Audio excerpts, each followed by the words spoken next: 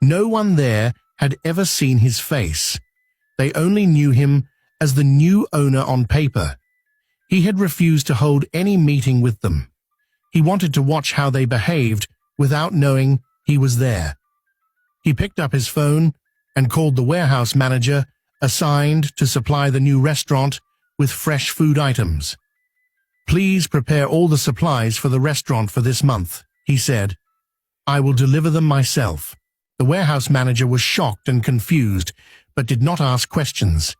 He knew Mr. Andrew was a careful man. After the call, Mr. Andrew smiled to himself. "This will show me the truth," he whispered. "I will see how they act when they think the owner is not around." But he did not know what to expect. Mr. Andrew felt curious. Mr. Andrew stood quietly in his room. He looked at himself in the mirror. Today, he was not the rich owner of many restaurants. Today, he was just a man with old clothes. He put on an old pair of trousers. The fabric was thin, his shirt had worn sleeves and looked faded. On his feet were old shoes, far from the polished ones he usually wore. He pulled a cap low over his eyes. It hid his face well. If someone looked at him now, they would never guess he had billions in the bank. He took a deep breath and whispered, "No one will recognize me looking like this." For a moment, he stood still. Then, with steady steps, he walked out the door. The quiet man was ready to face what waited outside. Mr. Andrew drove the delivery van himself. It was a white van.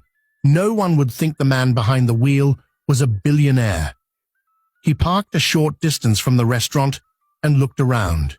From the outside, everything looked perfect. The building was clean. The signboard was shining. The glass windows had no dirt on them. He saw waiters in clean uniforms setting tables outside.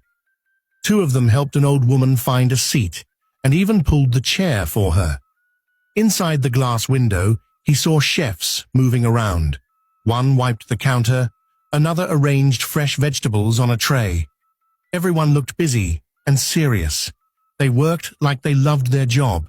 Mr. Andrew sat quietly in the van for a moment. "What you see on the outside is not always the truth," he said to himself. He opened the van door slowly and stepped out.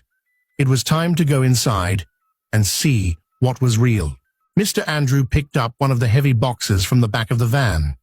He carried it into the restaurant, step by step.